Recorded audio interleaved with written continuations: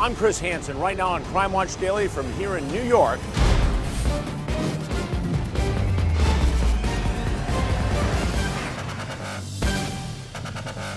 He was one of New York's finest, a young NYPD cop who just married his girlfriend and welcomed a baby girl. I was a very good husband, I was a good father, I provided for my family. Until his sick and twisted double life was exposed. You talk about kidnapping women, killing them, cooking them, and eating them. Today, I grill New York's infamous Cannibal Cop. Busted by the FBI after his own wife made the chilling discovery she was one of his targets. Your wife found photos of herself. His wife, her friends, he'd written a menu for murder. He's talking about doing terrible things to people. Is he a dangerous real-life Hannibal the Cannibal, or just a man with a morbid imagination? Yo, this is normal. People don't choose the things they're aroused by. Right now, Andrea Isom, sir, with Crime Watch Daily. Jason Matera with Crime Watch Daily. this I'm Elizabeth. I'm here with Crime Watch. I'm Michelle from Crime Watch Daily. Anna Garcia from Crime Watch. is Crime Watch Daily. Stay off my property. We'll find you again. We always do. Welcome to Crime Watch Daily, everyone. I'm Chris Hansen. We start today with all new details on a case that not only fascinated the city of New York, it made headlines around the world. An NYPD officer accused of plotting to kidnap and eat his victims. Today, I've got a new interview with the so-called Cannibal Cop, and we want to warn you some of the details in this next story are quite graphic and disturbing. Kidnap, rape, Actions kill, and eat women. speak louder than words. I was never gonna act out these fantasies. Or do they? It's an unprecedented case. You cannot prosecute people based on their disturbing and sick thoughts. That will leave investigators wondering where fantasy ends and reality begins. Do you think he was capable of kidnapping, assaulting, killing, and eating a woman? I think anyone is capable of anything. Wild headlines It's never something that I thought would come back to blow up to this level. and nickname notoriety. The Cannibal Cop, that's all gonna stay with me forever. How the hell did you get yourself into this? 3 months before the scandalous story broke, NYPD officer Gilberto Valle, known as Gil to his friends and family, is busy working the night beat in Harlem's Upper West Side. Were you a good cop? I was a great cop. I was well respected. I was very proud of my career. I was respected by my peers, by my supervisors, by the community. I was very proud. I enjoyed being a police officer very much. And at just 28 years old, Gil passes his sergeant's exam. The potential promotion and bump in pay will come in handy. Gil recently married his sweetheart of 2 years, Kathleen Mangan, and they've just welcomed a baby girl. I was a very good husband. I was a good father. I provided for my family. I did everything a man was supposed to do, and I loved doing it.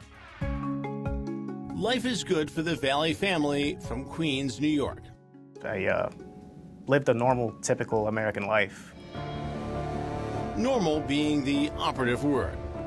I had this thing going on the side, these chat rooms. They were done anonymously through a screen name. I didn't know any of the people I was communicating with other than their screen names, and that was it. Well, not exactly. Those chats were in the context of fetish chat rooms.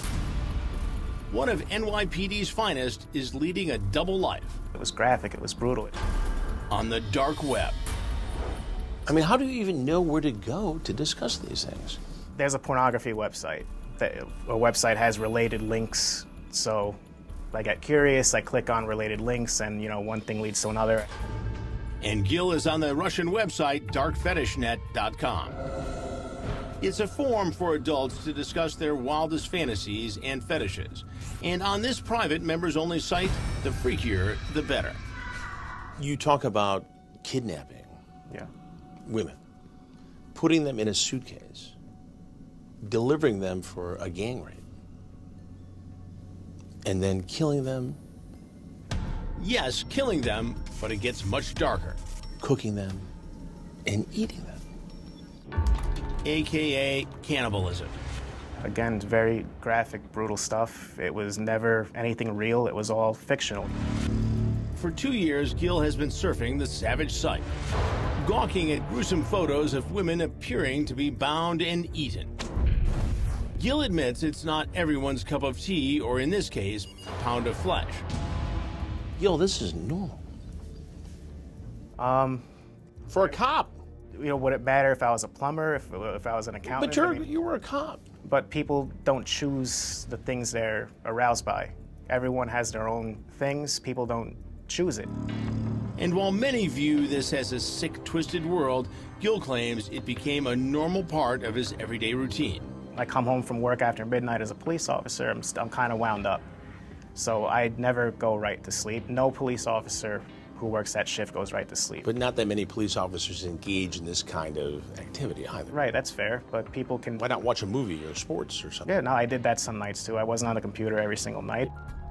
But on many nights, according to computer records, Gil is logged on from midnight to well into the pre-dawn hours, talking to his new friends.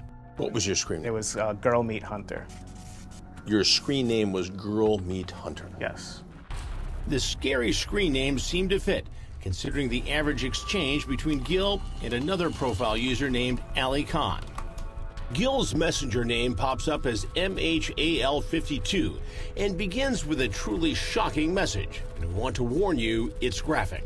He writes, "I have longed to butcher and cook female meat." His buddy Ali responds, "Young women are good, nothing too big and fat. American meat has its own taste. I'll make a good meal for you." Gil types back, "I'm dying to taste some girl meat." Gil's wife and baby are sleeping in the next room while the maniacal messages flood the computer screen. Did you engage in any of the stuff with your wife at all? No. It's a secret cyber world, and Gil intends to keep it that way. Cop by day, wannabe cannibal by night. It's not something I ever wanted to volunteer because I was afraid what people would think. They would see me as some kind of outcast or a freak.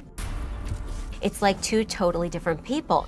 Journalist and Crime Watch Daily legal analyst Amy Dash covered the Gil Valle case, and she was the only reporter to stay in regular contact with the disgraced NYPD officer during his entire time behind bars.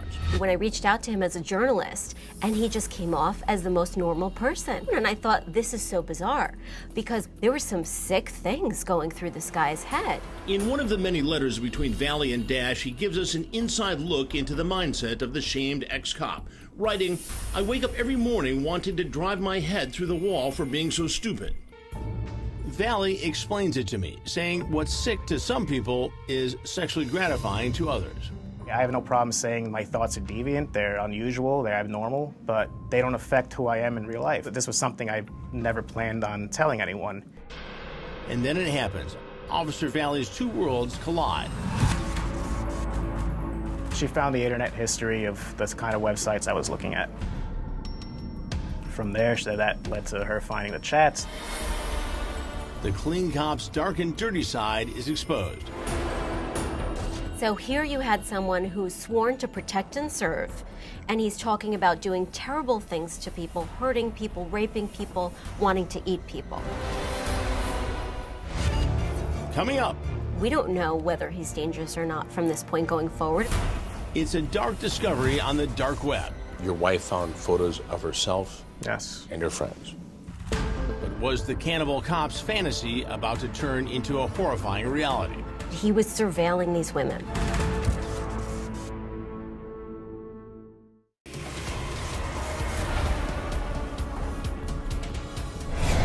The wife of NYPD officer Gilberto Valle does a little searching on the computer, and what she finds is beyond creepy. Her husband is not only talking to people about kidnapping and sexually assaulting women, but eating them as well. Yes, cannibalism. The big question, were these disgusting thoughts about to become a gruesome reality? And once again, some of the details you're about to hear are quite disturbing. NYPD officer Gil Valle is living a secret life. Cop by day, aspiring cannibal by night. Until his deviant desires are discovered by his wife. And then this horrifying revelation. She's one of his targets. How did she find out you were involved in all this? She installed spyware on my computer. Why did she feel the need to install spyware? She thought I was having an affair. An affair would have been a relief compared to the terrifying things Gil's wife ultimately uncovered. You talked about kidnapping her and her friends, putting them in suitcases, raping them in front of each other, then killing and eating them. Right. That's going to scare a woman. I understand that. And these were fictional writings again. But were they? Turns out Gil had these demonic plans for his wife after their very first date. In his memoir, Raw Deal, Gil writes when he got home, he pleasured himself sexually while, quote, imagining her being chloroformed and kidnapped, stripped naked, and laid out on a platter with an apple in her mouth. There were some sick things going through this guy's head. And Gil isn't alone. He's often chatting with several other wannabe cannibal creeps. Among them, Christopher Ashe, a librarian from New York City, Dale Bollinger, a nurse from England, Michael Van Heist, a mechanic from New Jersey, and Ali Khan, a butcher from Pakistan. There's a tendency to say, if this guy wasn't up to no good, he wouldn't be in a chat room like this. There are a lot of sick people who are turned on by disturbing things. According to recovered chats between Gil and the Pakistani butcher, the two men planned to kidnap Gil's wife and then tie her up, slit her throat, and watch the blood drain from her body. Ali Khan writes, if she cries out, don't show her mercy. Gil replies, don't worry, we'll gag her. And when it comes to killing his wife, Gil comments, she's a sweet girl. I like her a lot, but I will move on. This isn't, dear Playboy, you might never believe this. This is graphic, threatening, dangerous, dark stuff. I understand. It's very graphic. It's very dark. And Gil's hunger for human flesh doesn't stop with his beloved. There's a section of the website that's entitled, What Would You Do to Her?, where users post photos of various women. Gil uploads hundreds of pictures of women. There's just one problem. All of the women that he talked about were real people in his life. That's right. Gil's frightening fantasies appear to be based in reality, copied and pasted straight from his Facebook page. He talked about real people, real names, real dates. Gil's menu for murder includes a 27-year-old prosecuting attorney and college classmate. Concerning this woman, and again warning it's graphic, Gil brags about tying her up to a pulley apparatus in his basement and cooking her alive. Gil writes things like, she'll be trussed up like a turkey. She'll be terrified, screaming and crying. These are your words. I understand. I know. You don't dispute that. Yeah, there's no denying that I wrote that stuff. It's just, it's one thing when I'm an anonymous screen name. It's another thing when I'm sitting here looking at you, and I'm Gil, and I'm a person now. And then there's an acquaintance who Gil knows through his wife. He allegedly plans to abduct and sell this woman to his online buddy, Michael Van Heist from New Jersey. Gil writes, $5,000 and she's all yours. The Jersey mechanic writes back, could we do $4? Remember, Gil is a cop sworn to protect people. And finally, there's an 18-year-old student who attends Gil's high school alma mater. He refers to her as, quote, the most desirable piece of meat I've ever met. I speak about in these chats, a human-sized oven, a house in the middle of nowhere, a white van. None of the stuff exists. It's all clearly fictional. But how do you even think that up? It's not normal. It's just fiction. It's just writing. It's just, you know. But you see how it looks. No, sure. I understand how it looks. I totally get it. It looks like you're preparing to kidnap, rape, kill, and eat. Based on completely fictional writing. But when Gil's wife reads these menacing messages, she packs up their baby and flees to her parents' home. What did she say to you after she read about these twisted fantasies? Her initial reaction was to try and work this out. She sent me a text message after she left. She said, let's try and, I'm not giving up, let's try and find a couples therapist. But it appears Mrs. Valle has a change of heart. She went to the FBI. Yes. Then, about a month after Gil's wife leaves him, all hell breaks loose. There's a knock at the door, and when he opens it, there are 6 FBI agents, guns drawn, squarely in his direction. Well, I'm a very good writer, obviously. The FBI thought I was committing a real crime. Thought or knew? Ends up the feds had been watching Gil, and according to them, Gil has been doing some watching of his own. The feds call it stalking. He was surveilling these women. So he had accessed an NYPD database, and he had started looking up personal information. He accessed, as a police officer, a law enforcement database. That's right. And was essentially using it illegally. Yes. To get information on potential targets. Yes, and that's a big deal. It is a big deal. Officer Valle is charged with conspiracy to commit kidnapping and illegally accessing a federal law enforcement database. If convicted on the 2 felonies, the NYPD cop faces life in prison. It's a sensational story. Well, Cannibal Cop, there was a huge headline here. Sure, and I was kind of shielded from that because I was in prison. I never really got the extent of how big it was on the outside. But inside the courtroom, the shocking and gruesome details of Gil's cannibalistic chats are dissected line by line. It was brutal. It was a nightmare. It was very tough. Then a big moment when Gil's wife takes the stand. She tearfully testifies to discovering thousands of emails and photos of herself and friends on her husband's computer. He's talking about doing terrible things to people, hurting people, raping people, wanting to eat people. For 12 straight days, it's a parade of Gil's former college classmates and friends taking the stand. Each woman recounts the most ghoulish and gruesome ways the NYPD cop planned to allegedly cannibalize them. Then the prosecution puts their star witness on the stand. The prosecution played upon the fears of the jurors. It's during this testimony that the 6-man, 6-woman jury appears to really squirm in their seats as they hear from a woman named Kimberly. She's a former college classmate of Gil's and a frequent topic of conversation between the NYPD cop and his English pal Dale Bollinger, who goes by the screen name Meat Market Man. Gil writes to Meat Market Man, "I just can't wait to get Kimberly cooking." They went into the chats, and they had FBI agents categorize the chats into fantasy and reality. The chats related to Kimberly are categorized as reality. And they said that one of the components that distinguished the reality chats was where there was specificity and where he talked about real people, real names, real dates. Unlike the other fantasy chats, prosecutors claim Gil appears to be taking real steps to kidnap and kill his former college friend. FBI agents point to a recovered document from his computer entitled "Abducting and Cooking Kimberly," a blueprint. That was a key point of the government's case. In the blueprint, Gil lists materials needed: car, chloroform, rope, gag, something to put in the trunk to collect any DNA, separate bag to gather her clothes, gloves, and cheap sneakers. And then Gil does something that he hasn't done with the other potential victims. He ended up meeting that woman on that date, though he had lunch with her and brought his wife and his child. That's right. Kimberly is no longer an online fantasy. According to prosecutors, she's now potential prey sitting inches from her alleged hunter. But the defense claims it's not enough to prove conspiracy.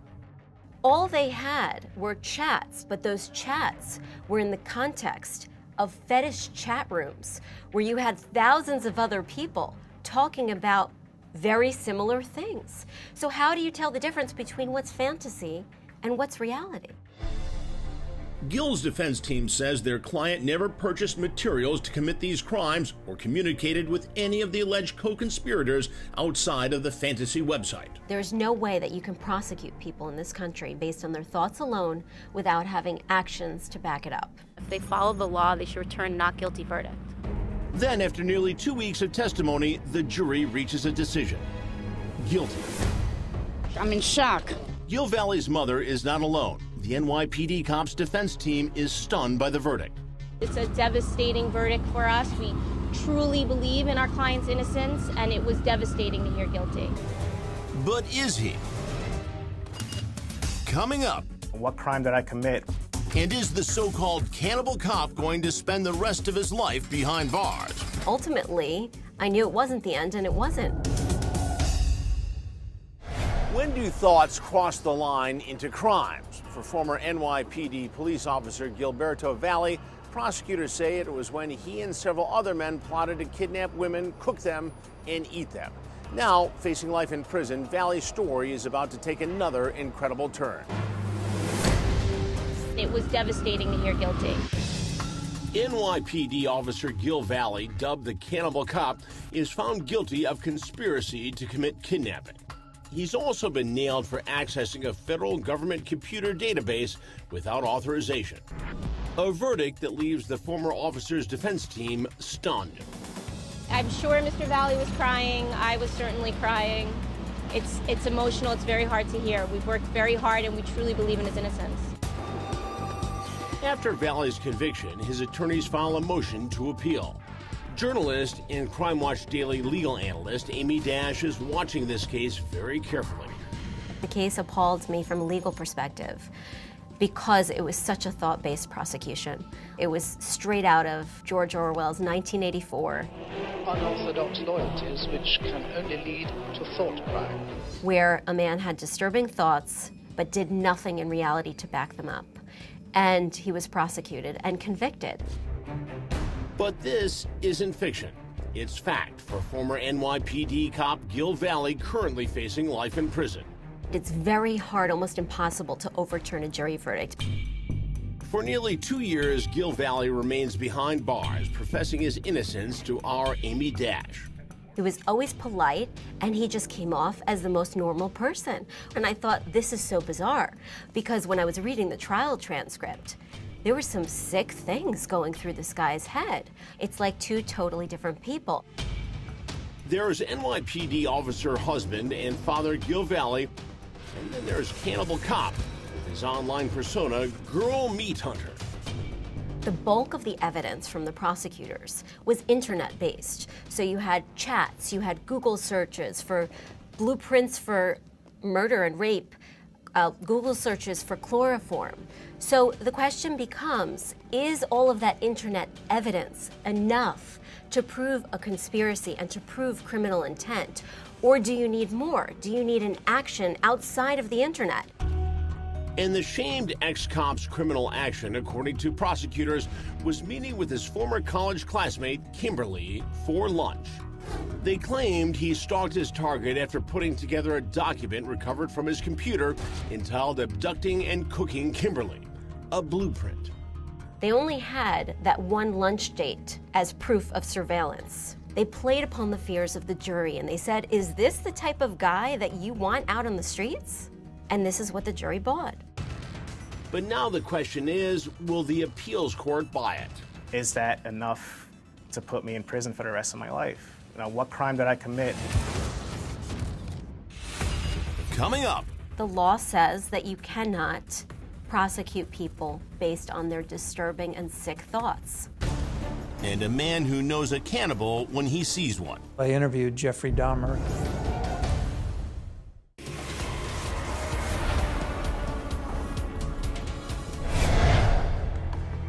Former NYPD officer Gil Valle, dubbed the Cannibal Cop, accused of planning to abduct, kill, and cook women, has been found guilty of conspiracy to commit kidnapping and illegally accessing a federal government computer database. While behind bars, the disgraced cop's defense team appeals the verdict. Then, the moment they've been waiting for. The appeals court decision is in. This is elation. This is complete vindication. Stunningly, Gil Valle's conviction is overturned. And the judge in this case goes on to make this public statement. Moreover, the nearly year-long kidnapping conspiracy alleged by the government is one in which no one was ever kidnapped. No attempted kidnapping ever took place, and no real-world steps were ever taken to kidnap anyone. The appeals court said there's no way that you can prosecute people in this country based on their thoughts alone without having actions to back it up. On the verge of tears and walking out of prison with his parents, the man behind the computer steps out of the shadows and speaks to the media. I want to take this opportunity to apologize to everyone who's been hurt, shocked, and offended by my infantile actions. Not only did we know our client was innocent, but we really believed in the rule of law. Cops usually don't fare well in prison. Right, and that's why they put me in solitary for my protection. But it was a total nightmare. I want to go home, guys, please. 21 months, I want to go home now. And our Amy Dash was the only reporter invited inside when Valle got home and walked into the loving arms of his mom. What do you guys have to say? I mean, it's like such a big day. I'm glad he's home, and I'm glad that this is all over. And the warm embrace of his dog. That's my boy, Daddy's home. During the ordeal, Gil lost custody of his daughter, and his wife filed for divorce. Have you spoken with your wife since your arrest? No, not one word. What do you say to her today, sitting here? I'm just so incredibly sorry that this all happened. I mean, I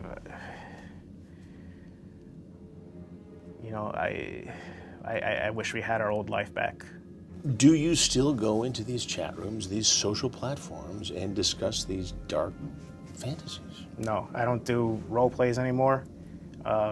I do occasionally look at pornography. There's nothing unusual about that. But it's not like the stuff just goes away. It's not like I'm in therapy, I go to therapy once a week. It's not like the therapist can say abracadabra or some magic word and poof, everything just goes away. I mean, these are still part of me.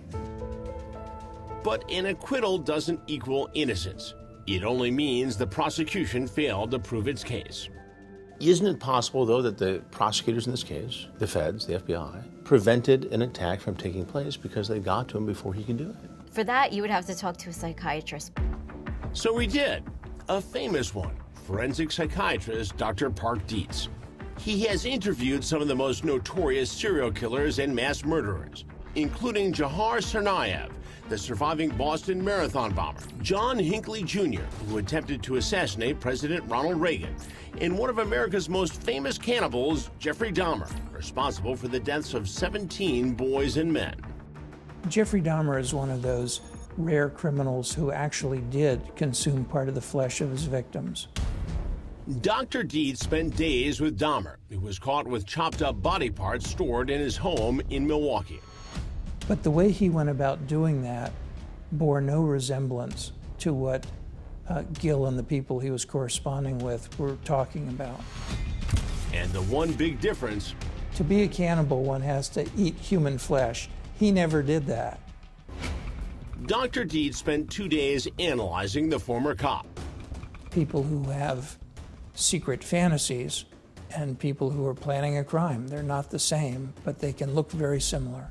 And there's absolutely no evidence that he ever carried out any criminal activity with respect to abduction or rape or kidnapping or murder or cannibalism. In fact, Dr. Dietz calls Gil's sexual fantasies more cartoonish than criminal. Then, in a breakthrough moment during the psychiatric examination, Gil shared with the doctor the origin of his dark fantasies. And you'll never believe it. That's right, from the comedy movie The Mask. He had a particular fascination with a scene in the film The Mask in which Cameron Diaz is bound and then rescued by a character played by Jim Carrey. And in that scene, she is looking sexy, but also bound and damsel in distress. Then, from that seemingly silly scene to this. Dr. Dietz also believes Gil poses no threat to women and paints him as a kind of loser in love. The kind of shy guy who was a little slow to get round to having a sex life at all. In his new book, Raw Deal, Gil reveals this shocker about his sexual experience, writing, "That is the thing about still being a virgin at 25 years of age. At some point, it becomes less about the sex and more about just getting it over with so you don't have to think about it anymore." It's a far cry from his raunchy online chats. He's not a cannibal, never was, and in my view, never will be. Now in his 30s and working construction, Gil is still online, but this time surfing the dating sites. He's traded his online moniker Girl Meat Hunter for Amicable 114. And while he admits he's still turned on by this, there's no cure, quote unquote. There's one thing that totally turns him off: smoking. Gil emphatically states on the dating app, no way. It appears everybody has their limits, even a guy nicknamed the Cannibal Cop. A nickname he'd like to take back and a life he'd like to get back. I lost my family, my career. I'll never be able to shake this nickname, the Cannibal Cop. That's going to stay with me forever. So I have, even though I've been exonerated, I've been acquitted, I'm still dealing with all kinds of ripple effects. And while Valle remains a free man, the men once called his co-conspirators in the case are not. Christopher Ashe, a former librarian at a New York City high school, and Michael Van Heis, a mechanic from New Jersey, remain behind bars facing life in prison. They too are appealing their cases. Now we want to hear from you.